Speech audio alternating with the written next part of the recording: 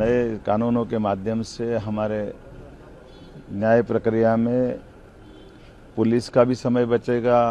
Jail से भी अधिकांश बंदियों को लाने ले जाने के लिए पुलिस और बड़े पैमाने पर बाकी बल की आवश्यकता पड़ती थी, उससे भी बचा जा सकेगा। ये पूरे कानून का पूर्णतः लागू करने की दिशा में हमने काफ़ी अच्छी प्रगति की है।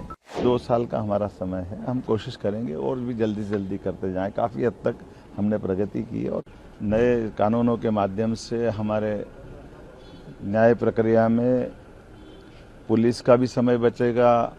साक्ष्यों को लेकर के इलेक्ट्रॉनिक संसाधनों के बलबूते पर उनका भी जो समय बचेगा हमारे लिए बड़े पैमाने पर, लेकिन इन लागू करने के लिए जो ट्रेनिंग का अभियान चलाया है, उस ट्रेनिंग के अभियान के बलबूते पर ये पूरे कानून का पूर्णतः लागू करने की दिशा में हमने काफ़ी अच्छी प्रगति की है।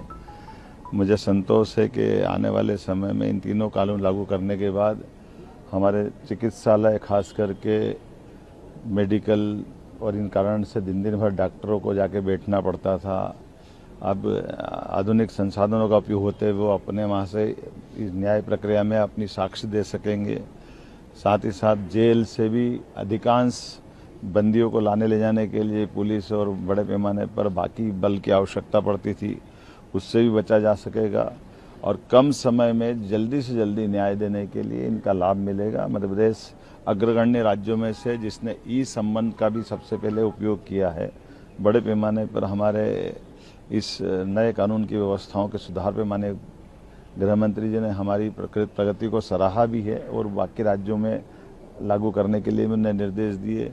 कुछ और सुधार भी, जैसे फॉरेंसिक साइंस की भर्ती, पुलिस के अंदर और बाकी बच्चे लोगों की ट्रेनिंग, एक समयबद्ध कार्यक्रम भी हमने बताया है, जिसके आधार पर मध्य प्रदेश बहुत जल्दी अंगीकार करके अच्छे राज्यों में समारा होगा। कब तक का वो टाइम फ्रेम क्या है? जैसे 2 साल का हमारा समय है, हम कोशिश करेंगे और भी जल्दी से जल्दी करते जाएं। काफ़ी हद तक हमने प्रगति की है और समयबद्ध रूप से, और हमने माननीय गृह मंत्री जी को आश्वस्त किया कि हर माह मैं भी रिव्यू करूंगा और 15 दिन में हमारे चीफ सेक्रेटरी रिव्यू करेंगे, ताकि जल्दी से जल्दी नीचे तक इन व्यवस्थाओं के आधार पर राज्य अपनी और अच्छी प्रगति में शामिल हो।